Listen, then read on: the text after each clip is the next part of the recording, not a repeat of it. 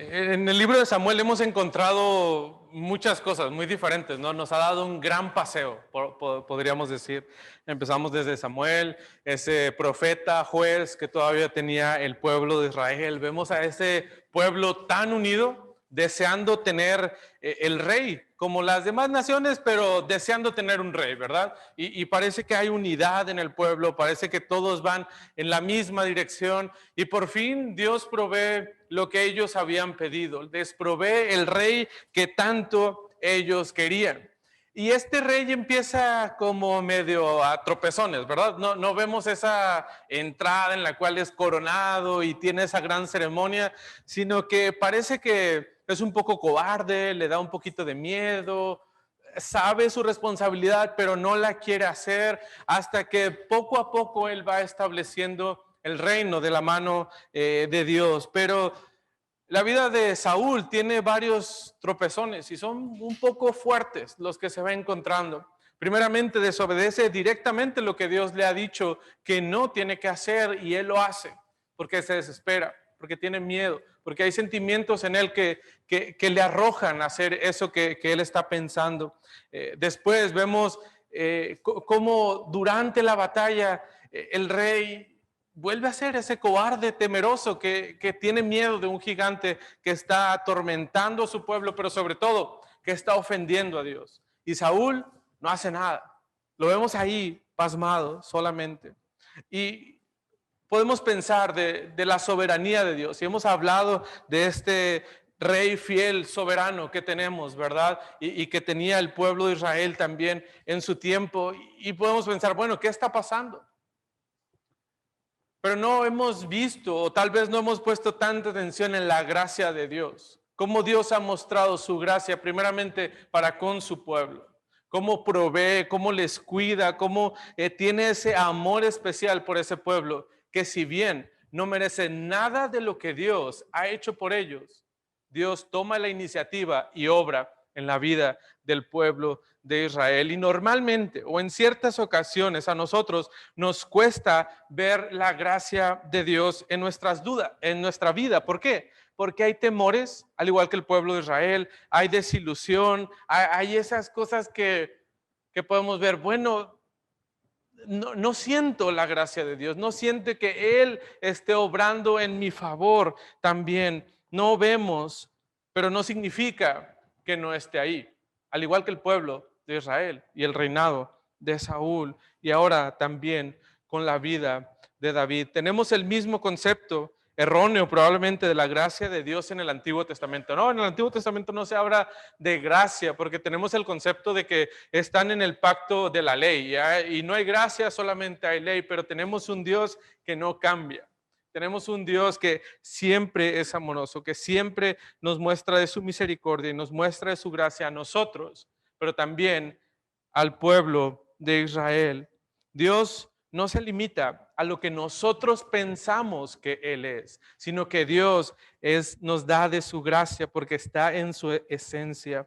Tampoco Dios se limita a las circunstancias que cada uno de nosotros podemos vivir, ni tampoco las circunstancias que estas personas estaban viviendo. Samuel en su momento, Saúl ahora como rey, y ahora estamos viendo cómo la gracia de Dios permea la vida de David, cómo llena la vida de David en todo lo que él está haciendo.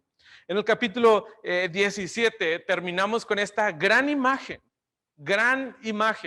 un pequeño hombre en el que nadie tenía confianza, al cual nadie le gustaba ni le caía bien.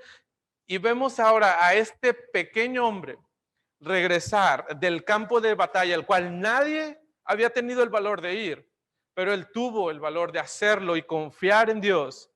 Y lo vamos a regresar al campamento de los israelitas. ¿Y qué trae en su mano? La gran cabeza del gigante. Lo que nadie pudo hacer, lo que nadie siquiera pensó, David lo había logrado. Y todo el campamento está impresionado.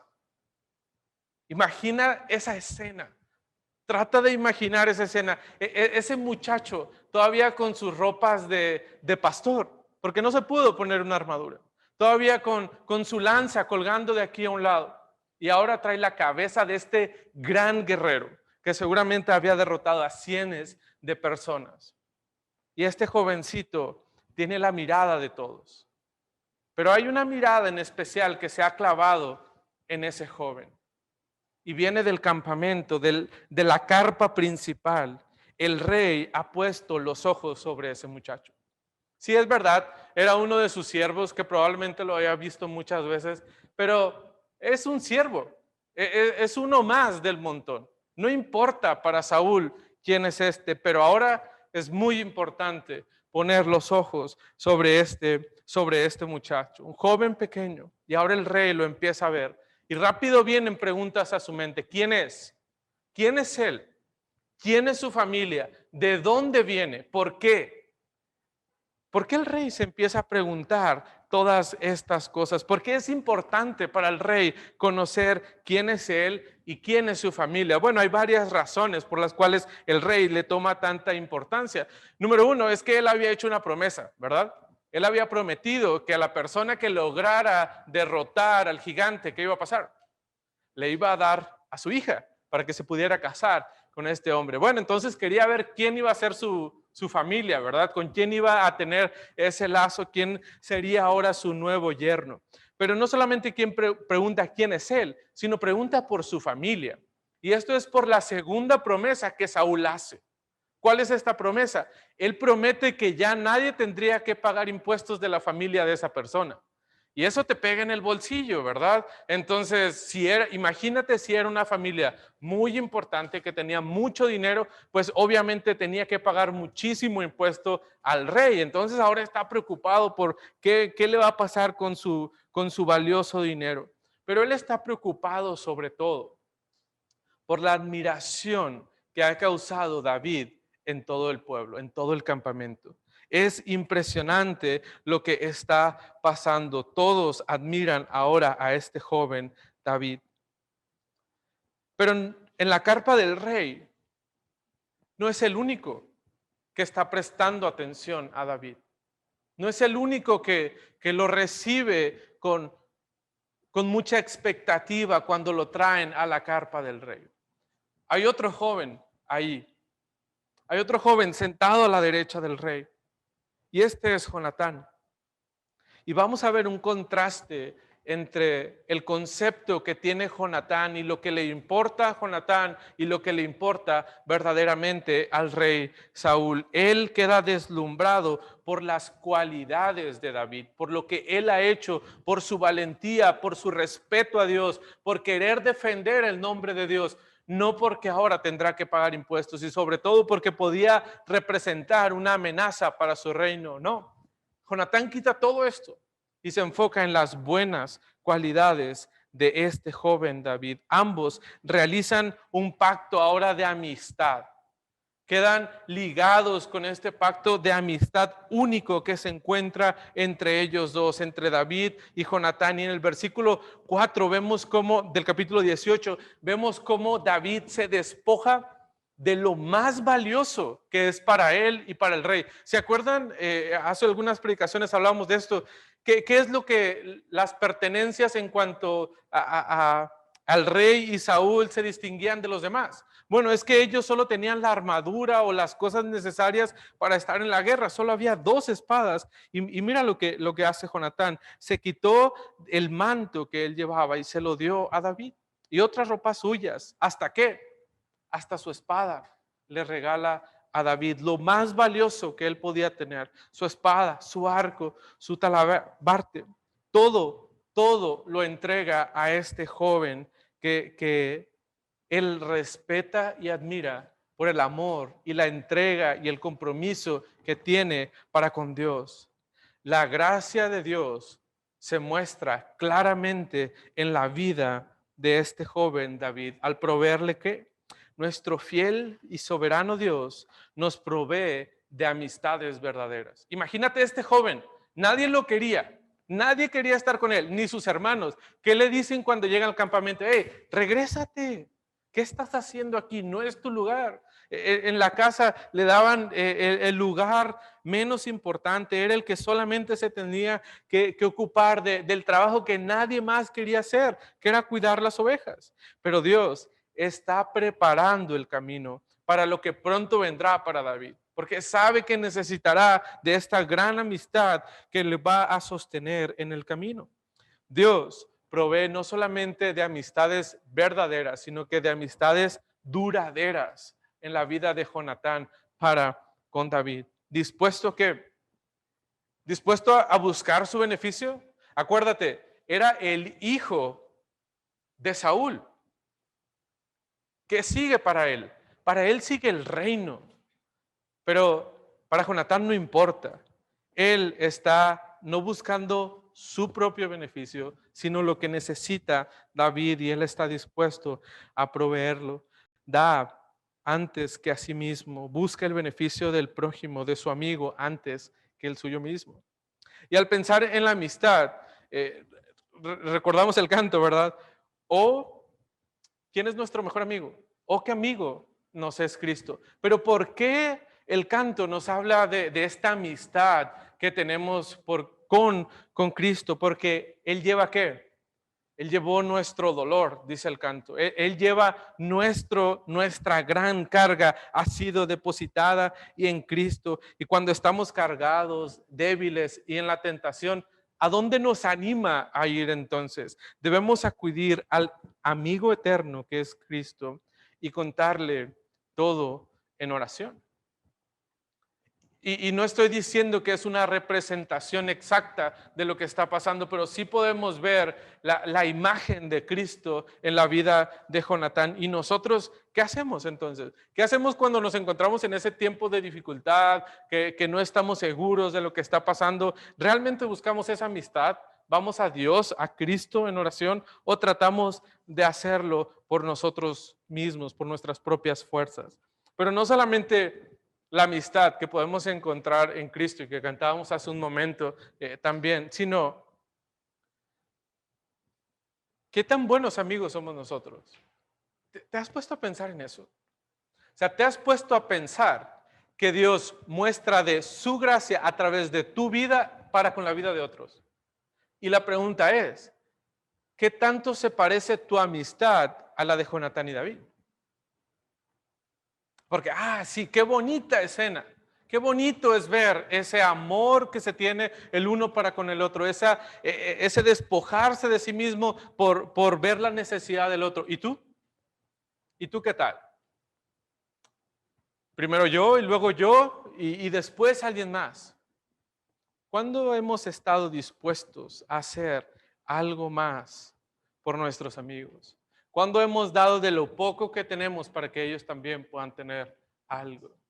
Debemos evaluar cómo es nuestras vidas y cómo realmente estamos teniendo nuestras amistades. ¿O son solamente este tipo de amistades por encimita, las cuales nos la pasamos bien, nos juntamos para carne asada, para partidos, para hablar, para jugar, para divertirnos?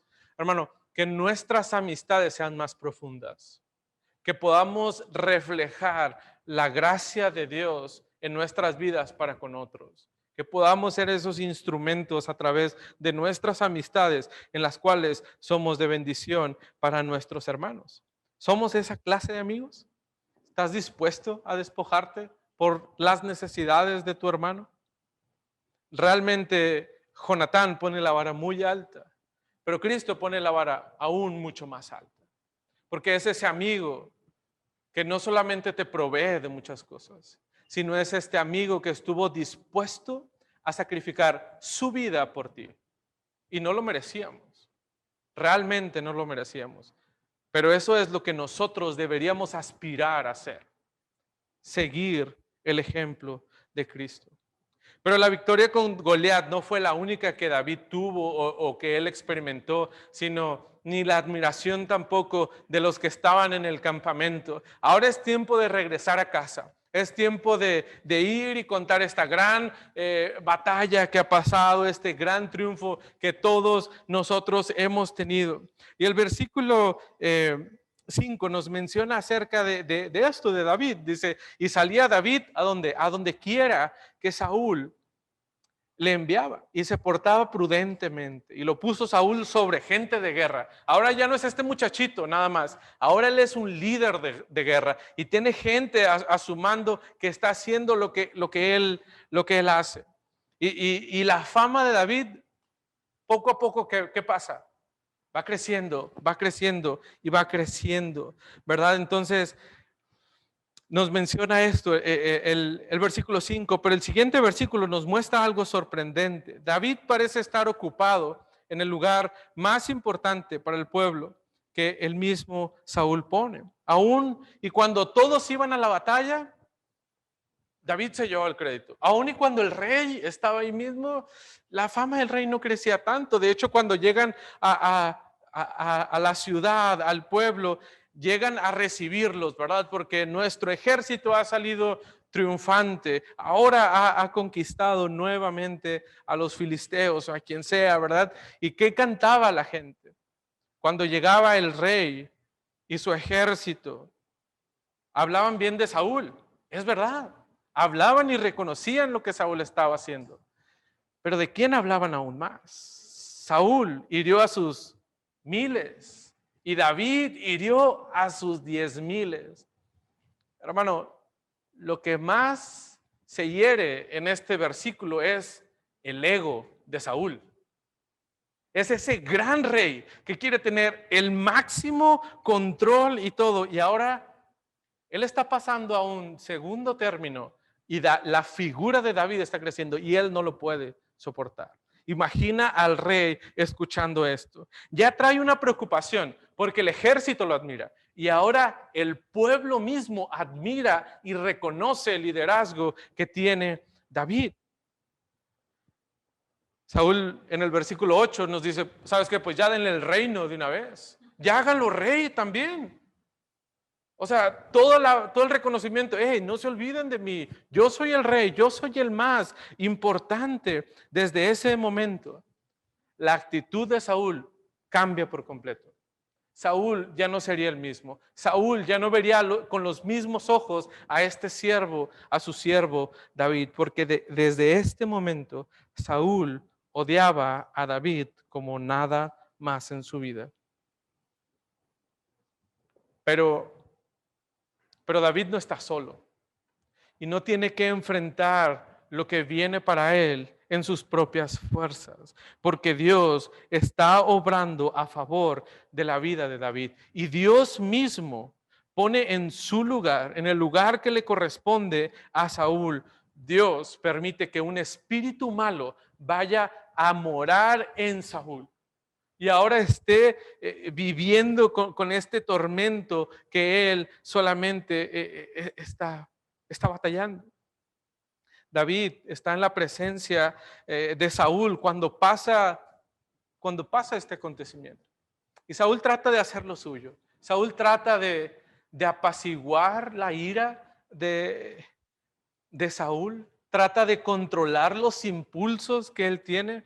Porque hermano, a veces nosotros le restamos importancia a este tipo de cosas.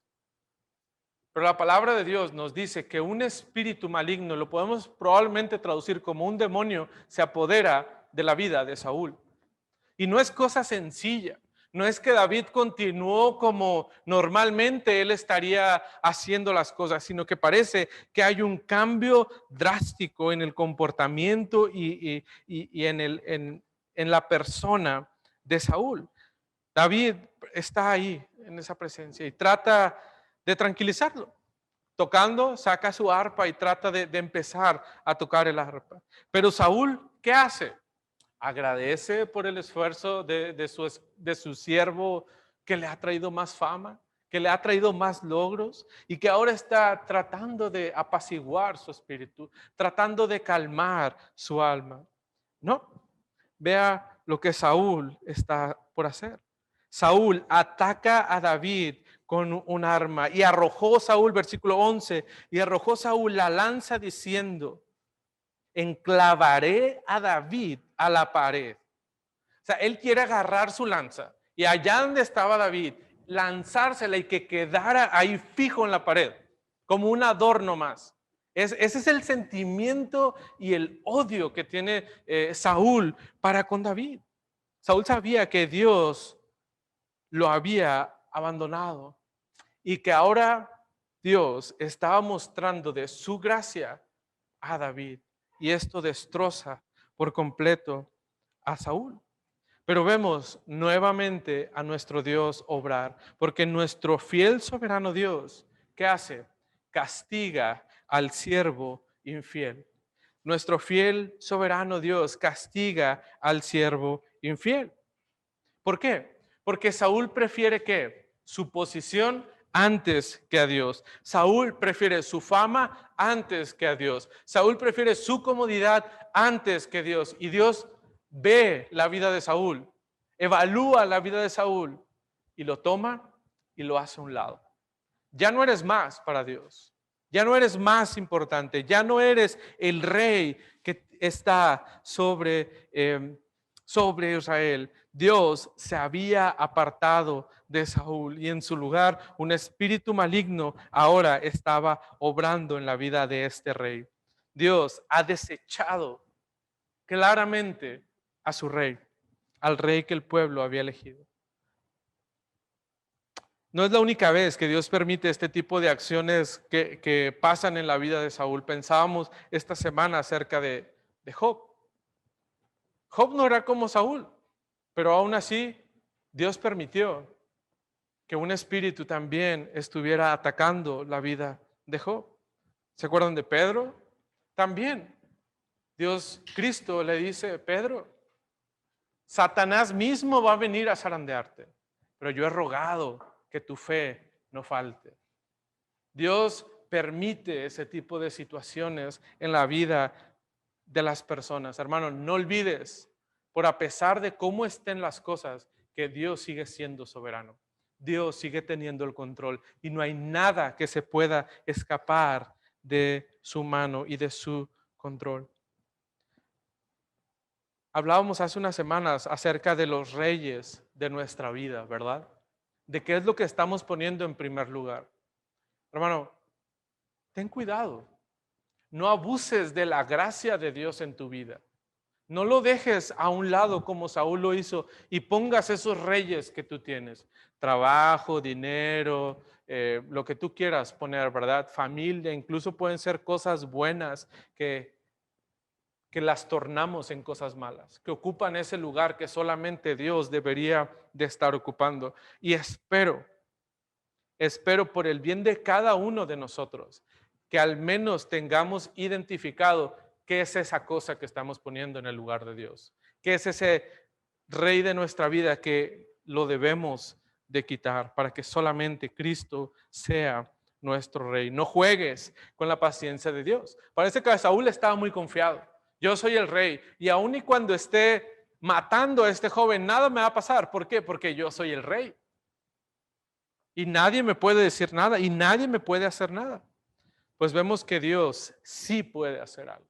Y Dios sí hizo algo en la vida de Saúl.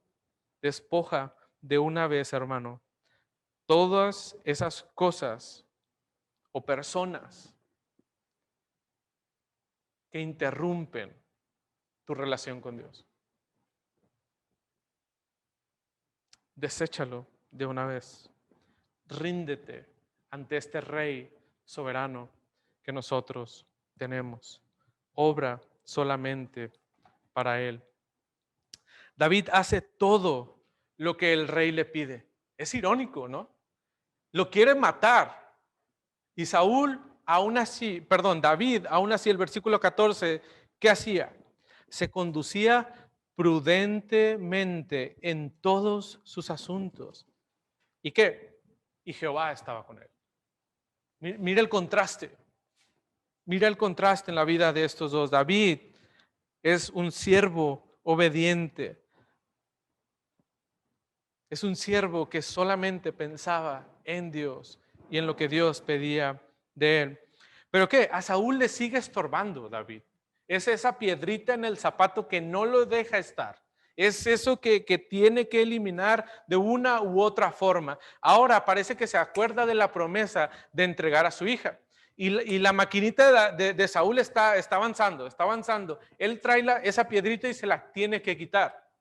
Ok, recuerda, yo hice una promesa entonces de que tenía que dar a mi hija al hombre que matara a Goliat. Pero no era tanto que quería cumplir esa promesa. Encontró la forma para matar. ¿A quién? A David. Saúl estaba tratando de conseguir una oportunidad. Eh, para muestra, David tenía que hacer cosas que le acreditaran ser parte de la familia del rey. Entonces Saúl dice, lo voy a mandar al frente de la batalla para que entonces él pueda demostrar que es alguien valiente, que es alguien que está defendiendo al rey y que es digno de recibir a mi hija. Y Saúl está pensando, ¿sabes qué? Es que a David se le va a acabar la suerte. David no puede ganar siempre. David no puede contra todos los enemigos que se le presenten. Entonces se le va a acabar su suerte. Le voy a hacer esa promesa y que se vaya a la guerra para que demuestre que realmente es. Y en una de esas, y se muere. ¿Y sabes qué? Yo salgo limpio de esto, porque yo no lo maté. Lo van a matar los filisteos o cualquier otro enemigo con el cual nosotros estemos luchando. ¿Y David qué hace? ¿Qué hace David? Le da la vuelta a la tortilla. Completamente nos da una muestra de un corazón humilde. Él no se siente a la altura para ser considerado con este honor. Él no puede recibir a la hija del rey. No, no, no, no. Eso es algo muy importante. Yo no quiero. Y aún le dice, yo voy a las batallas, pero ese premio no, yo no soy digno de recibirlo. Él sabe que proviene de una familia promedio, una familia pobre, no está a la altura de ser el yerno del rey. David con esto deja ver no solamente su humildad, sino que deja ver la poca aspiración que él tiene al reino. Porque esta era la oportunidad de entrar a la familia real y entonces dentro de ella podría aspirar algún día a ser parte del reino. Pero no, a David no le importa. David rechaza esta oferta y en el versículo 19 la hija Merab termina casándose con alguien más. Fue dada por mujer a Adriel Melolalita. Se fue la oportunidad. Pero ¿sabes de quién se le fue la oportunidad? A Saúl. A Saúl se le fue la oportunidad de matar a David a causa de esto. Entonces, ni modo. Y el rey Saúl se acuerda, pero tengo otra hija. Y le dice a la hija, ¿qué crees? La hija sí estaba enamorada de David. Y parece que todo se empieza a poner en orden otra vez. Pero Saúl es astuto. Y dice, ya fallé una vez. No voy a ir yo y le voy a decir a David, aquí está mi otra hija, cásate con ella. Entonces lo que Saúl hace, empieza a mandar a sus siervos. ¿Sabes qué? Como comúnmente nosotros le decimos, vaya y caliéntale el coco a David, ¿verdad? Dile que ahí está mi hija, dile que mi hija le ama y dile que el rey está a favor de eso también. Y empieza a llegarle uno y otro rumor a David y las cosas se están poniendo bien y David se empieza a emocionar también con esta segunda hija de Saúl, con Mical. Le agrada la idea de casarse. Pero se acuerda de que, pues es pobre. Otra vez, lo mismo, yo no puedo. Y entonces siguen llegando estos mensajeros y Saúl ya empieza a dar una respuesta. ¿Sabes qué? Yo no puedo pagar el dote que la hija del rey merece. Yo no puedo. Y esa negativa que David presenta a Saúl, Saúl la transforma nuevamente en una oportunidad para poder matar a David. Dice, no tienes dinero, no tienes nada que ofrecer, no te preocupes, yo lo resuelvo. Vete a la guerra, te vas a la guerra y ¿sabes qué te voy a pedir? Bueno, me vas a traer 100 prepucios de hombres que tú mates. Un poco peculiar la petición de Saúl, ¿verdad? Pero creo que hay alguna motivación lógica para hacerlo de esta forma. Entonces, David se emociona. ¿Por qué? Porque esto es algo que él sí puede hacer. Él puede matar a personas y es fácil hacerlo, ¿verdad? Entonces, agarra a sus hombres y vámonos a la guerra. Y están allá con los filisteos luchando y están matando a estos hombres y ahora están juntando el dote que Saúl ha pedido. Y David lo hace. Y sus siervos o las personas que estaban con él luchando le dicen a David, oye David, ya estamos en 95, ya nos faltan bien poquito, 5 más y nos regresamos. Hey, espérate, el rey me pidió 100, vamos a darle 200, dice David. Y va y sigue luchando y se presenta delante del rey y le demuestra que no solamente ha matado 100 por su hija, sino que él ha tenido el valor para matar a 200 hombres y ahora está dando la prueba al rey. Versículo 28, Saúl, viendo y considerando que ¿qué? Que Jehová estaba con David y que su hija Mical lo amaba, tuvo que más temor de David. Y fue Saúl enemigo de David todos los días. Saúl temía ahora de este David. Sabía que no había prueba que no podía rechazar. ¿Por qué? ¿Por qué estaba pasando esto? Porque nuestro fiel soberano Dios que guía al siervo valiente, guía al siervo que le ama realmente y que está dispuesto a seguirle solamente a él. Podemos ver la gracia y la dirección de Dios obrando en la vida de David. David no obraba porque él era un excelente luchador, no lograba las cosas porque él era el más indicado para estar ahí. No, es Dios obrando en la vida de este joven David. Y David dejándose guiar por este Dios soberano. Vemos cómo Dios da de su gracia. Lo guía a este David de una forma increíble, de una forma que nosotros no podemos explicar. David no era el guerrero ideal, pero Dios estaba obrando tranquilidad y humildad en los tiempos que se requiere. Dios se los estaba brindando a David. Él tenía que rechazar cuando era lo necesario y y Dios se lo mostraba. Y tenía que ser valiente y humilde cuando también era necesario. Es evidente la guía y la dirección de Dios en la vida de David. No podemos suponer que solamente es la suerte como Saúl lo pensaba, pero también es evidente el corazón de David para dejarse moldear y guiar por Dios. ¿Qué tanto buscamos la dirección de Dios?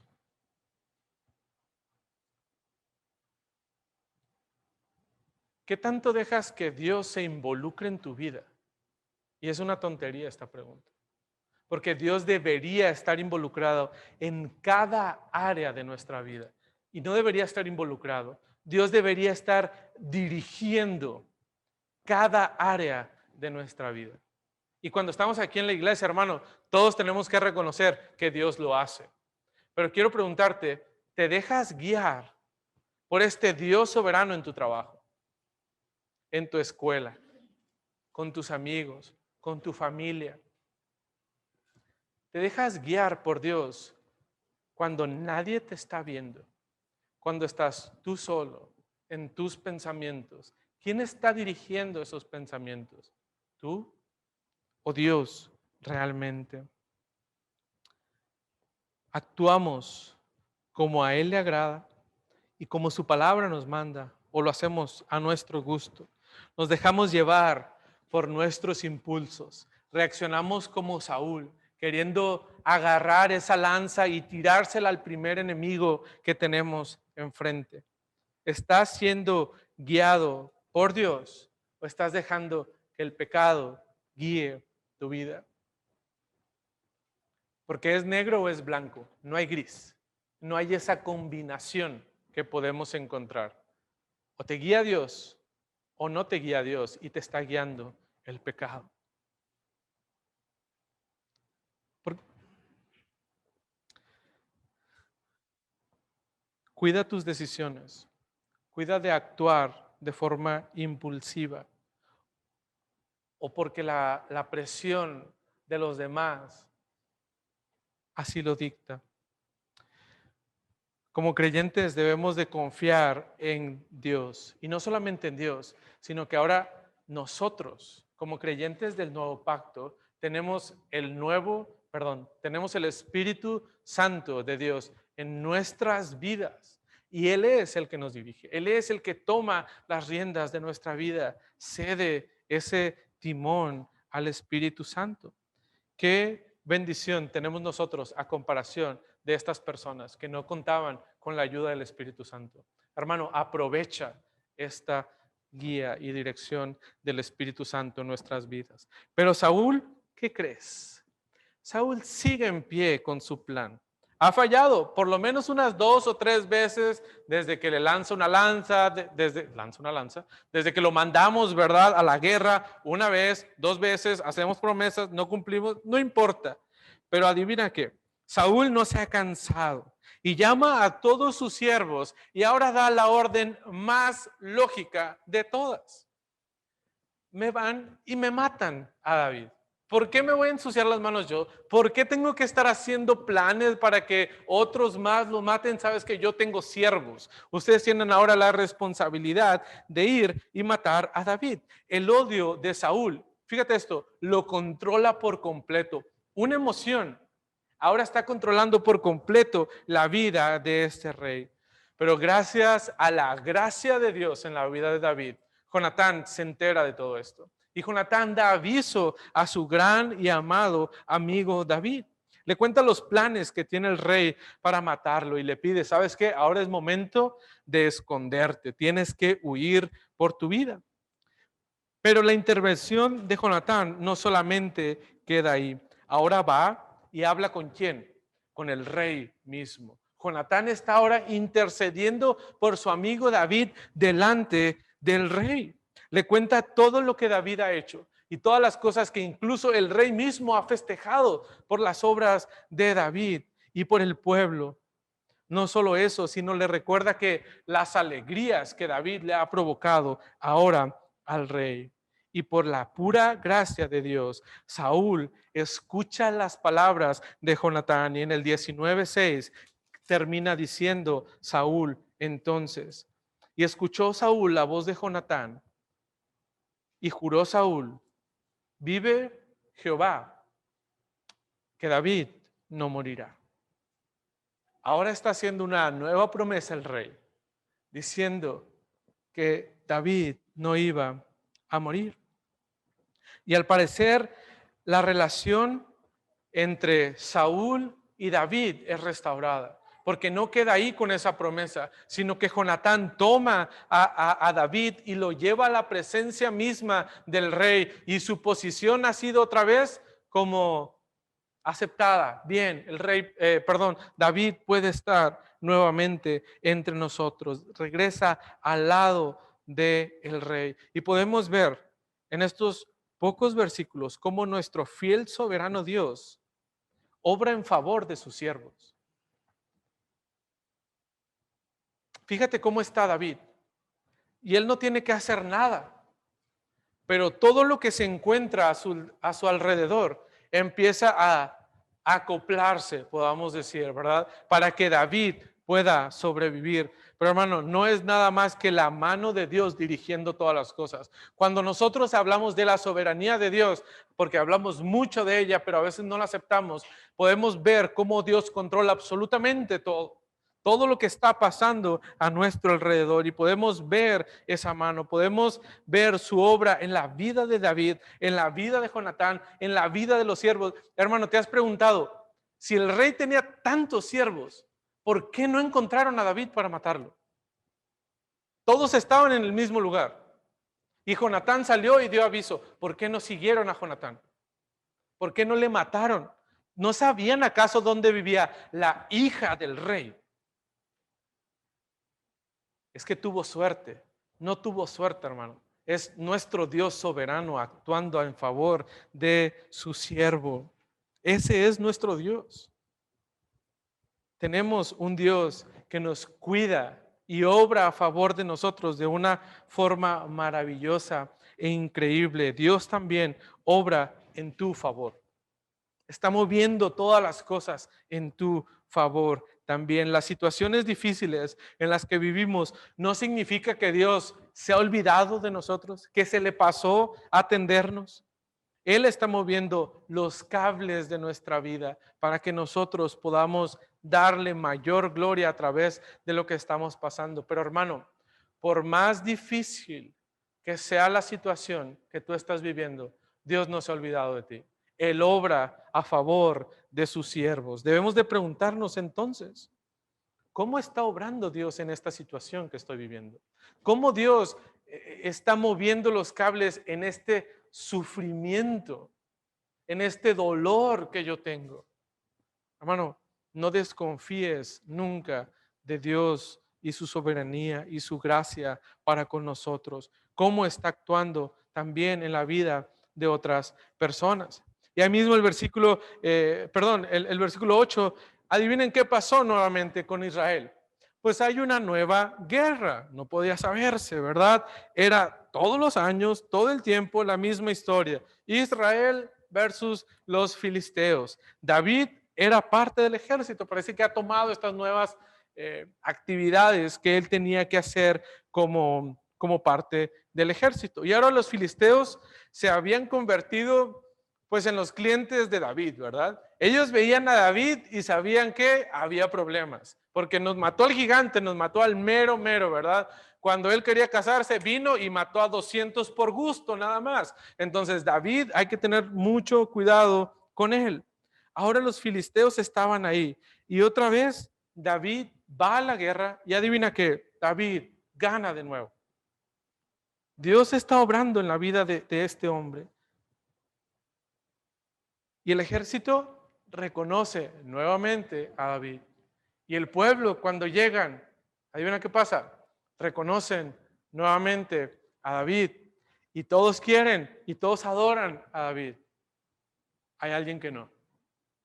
Saúl, nuevamente. Adivina, el espíritu malo nuevamente está sobre Saúl. Y Saúl entra a la presencia del rey. ¿Y qué crees que pasó? Agarra la lanza y va en contra de David nuevamente. ¿Te acuerdas unos versículos antes? Saúl había prometido, David no va a morir. Vive Jehová, que David no morirá. Y ahora vemos a este mismo rey levantando su mano y tratando de matarle él mismo. Cuando ese espíritu controla la vida de Saúl, no hay razón para él. Él se deja controlar. Hermanos, a veces así somos con el pecado. Prometemos y decimos que no volverá a pasar, algo que frecuentemente batallamos. Y cuando llega la situación, cuando llega el pecado, adivina qué pasa, te dejas llevar nuevamente. Cedes ante la tentación, cedes ante ese pecado que una y otra vez has estado batallando. Pero David logra escapar por la gracia de Dios. Nuevamente, parece que la puntería del rey no era muy buena. O tal vez Dios estaba moviendo la lanza de Saúl, ¿verdad? Para que no pudiera matar a David. Logra escapar y llega a su casa y trata de esconderse. Y ve, nuevamente, todo obrando en favor de David. Ahora llega con su esposa y es ella misma quien ayuda a David.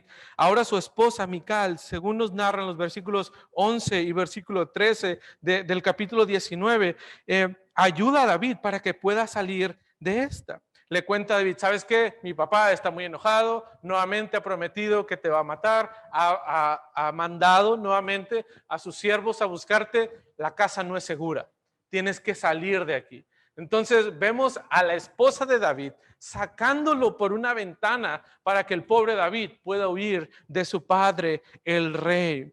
Además, no solamente lo saca ahí por la ventana y le ayuda a que se pueda ir, sino que ella prepara la cama, prepara todo lo que está ahí y pone una estatua en el lugar donde debería de estar acostado David.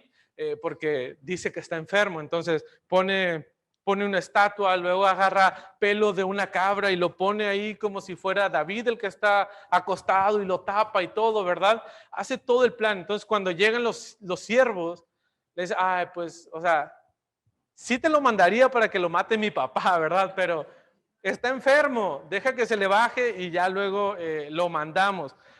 Y adivina qué, los siervos le dicen, ah, sí, no, está bien. Al rato regresamos, van con Saúl, le dicen, Saúl, lo encontramos, ¿verdad? Pero está enfermo, entonces lo dejamos ahí. Imagínate al rey. O sea, el rey lo quiere, ha intentado matarlo no sé cuántas veces, ¿verdad? El rey explota literalmente cuando se entera de esto, ¿verdad? Y le dice, a ver, me traen a David en la cama o como esté y me lo traen aquí. ¿Por qué? ¿Por qué lo quiere ahí? Saúl dice, porque yo mismo lo voy a matar. Ya no estoy esperando que ustedes hagan mi trabajo. Ya no estoy esperando que ustedes vayan y lo maten. El versículo 15 del capítulo 19 nos dice, volvió Saúl a enviar mensajeros para que viesen a David diciendo, traédmelo en la cama porque lo voy a matar. ¿Y el rey? ¿Qué pasó con el rey? Está viviendo solamente en su odio, en su desesperación, en su ansiedad y quiere lograr su cometido a cualquier costo. Pero nuevamente, por la gracia de Dios, David, ¿qué pasa? Logra huir y se va a Ramá con Samuel, el gran amigo. Nuevamente regresó. Y ahora David está con él y encuentra socorro con él y le cuenta todo lo que está pasando y cómo Saúl lo quiere matar y cómo ha tenido que huir, esconderse y tantas cosas que él ha tenido que hacer. Pero en todo este tiempo podemos ver que nuestro fiel, soberano Dios salva a quien le ama. Salva a quien le ama. Hermano, ha estado a nada de la muerte de David, a nada, pero Dios le ha salvado. Qué bueno es Dios. Ha salvado a David, no esta vez, muchas veces, de diferentes formas, usando a diferentes personas. No cabe duda que Dios es soberano y Él controla todas las cosas. Él salva a su siervo que le ama. No hay nada imposible para Dios.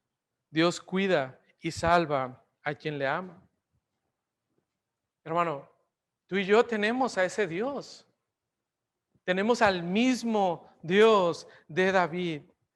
Y Dios lo ha otorgado todo. Ha obrado para que tú y yo podamos ser salvos del peor peligro de nuestras vidas. Dios ha obrado para salvarnos de nuestros pecados, porque Efesios 2:5 nos dice que usted y yo estábamos muertos en nuestros delitos y en nuestros pecados, y Dios no escatimó ni su propio Hijo, sino que lo entregó. Lo entregó por ti. ¿Para qué? Para salvarte. Eso es lo que Dios hizo. No solamente entregó un manto, no solamente entregó una espada, no solamente ayudó a que nosotros pudiéramos escapar momentáneamente del pecado. No, Dios lo entregó todo, se entregó a sí mismo por nosotros. No porque tú seas bueno, porque yo sea bueno, no porque merezcamos el amor y la salvación de Dios, sino que por su pura gracia ha decidido salvarte a ti y a mí. Darnos el precioso regalo de la salvación. Dios nos ha amado a ti y a mí sin que nosotros le amáramos a Él. Porque no podíamos amar. Íbamos en contra de Él, le rechazábamos y le odiábamos al igual que Saúl odiaba a David. Esos éramos nosotros, hermanos. Si tú te tienes que identificar con alguien en la historia, somos mucho más parecidos a Saúl que a David. Vamos en contra de la voluntad de Dios, pero ahora Dios ha extendido su mano y nos ha otorgado el único medio por el cual podemos ser salvos, que es Jesucristo. Ahora es tu decisión obedecerle o no. Y ahora, los que hemos recibido la salvación de nuestro Dios, ahora sí, como hijos suyos, deberíamos de volcarnos en amor y obediencia a este Dios, porque Él lo dio todo por ti y por mí.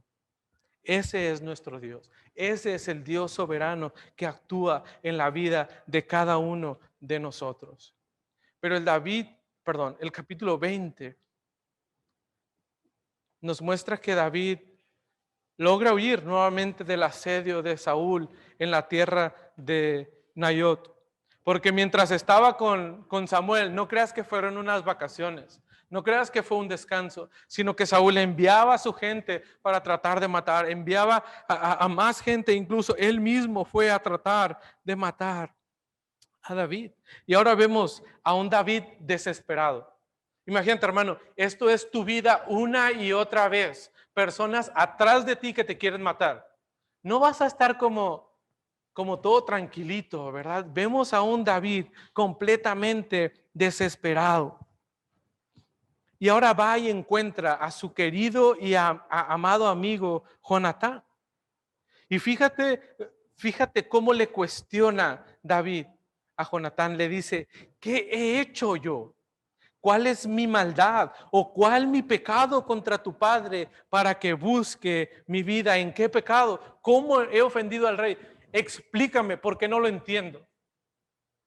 No sé qué es lo que hice o lo que no hice o cómo le he ofendido. Llega el punto en que no es David el que está haciendo las cosas mal, sino quién es el que está obrando, de una forma equivocada. Es Saúl.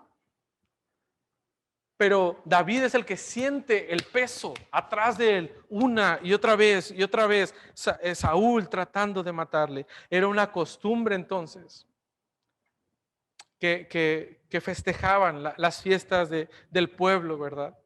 Y ahora David tenía que presentarse ahí, porque era su obligación estar en la mesa del rey como uno de los principales, pero sobre todo porque ahora era su familia, ¿verdad? Entonces tenía que ir a esa mesa y celebrar junto con el rey. Era costumbre que en la luna llena los siervos y la familia se sentaran con él. David tendría que estar, pero era evidente que si llegaba, ¿qué iba a pasar?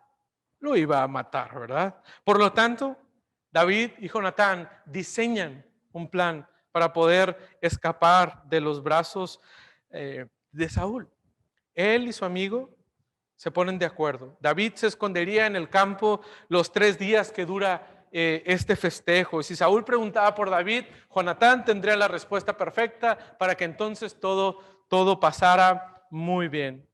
Si Saúl preguntaba por David, ¿por qué no había llegado? Jonatán iba a decir, ¿sabes qué? David vino conmigo, tuvimos una plática y me dijo, es muy importante para mí que en esta ocasión yo esté en la fiesta con mi familia en Belén. Por lo tanto, dame permiso, estaré allá y festejaré con mi familia. Si el rey acepta esta trama que ellos estaban haciendo, pues entonces eso también iba a significar que las cosas estaban bien, que el rey más o menos había como perdonado a Saúl.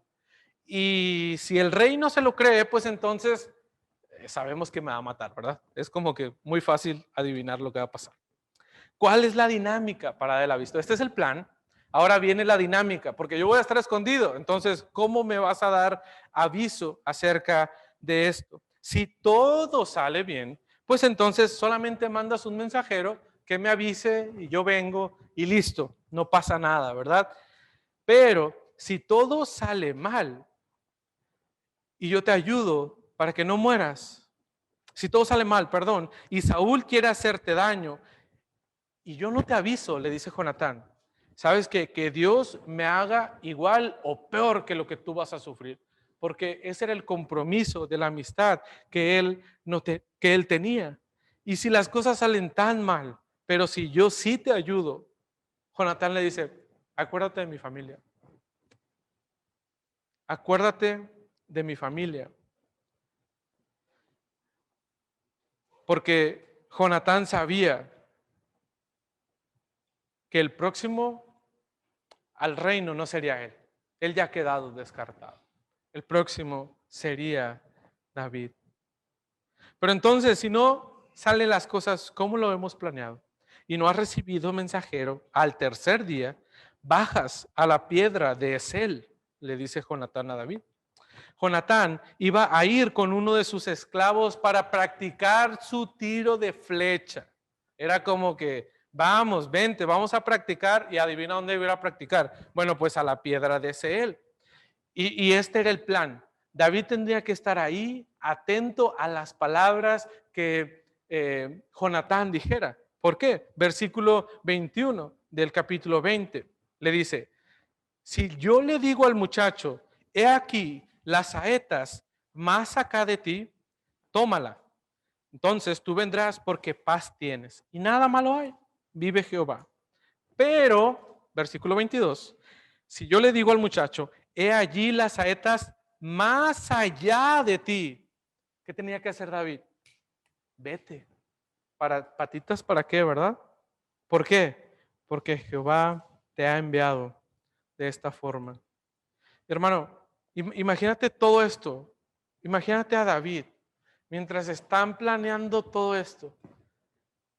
Si un detalle salía mal, significaba la muerte.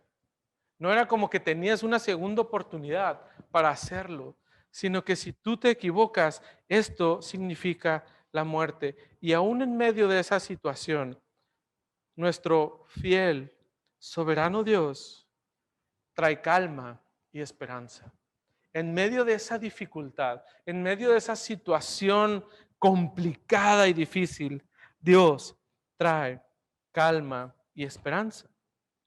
Cuando David ya estaba perdiendo la esperanza, y cualquiera de nosotros lo justificaríamos, ¿verdad?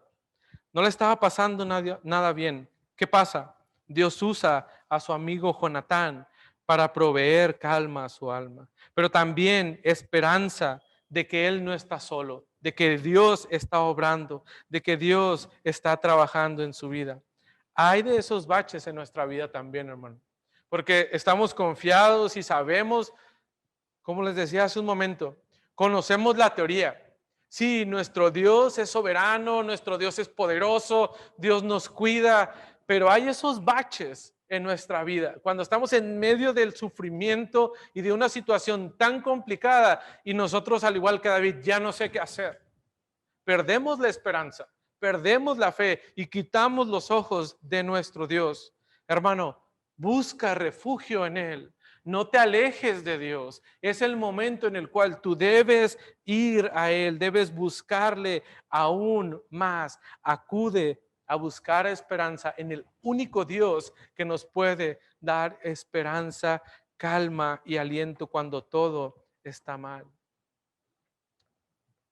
Hermano, pero nuevamente, fíjate en Jonatán.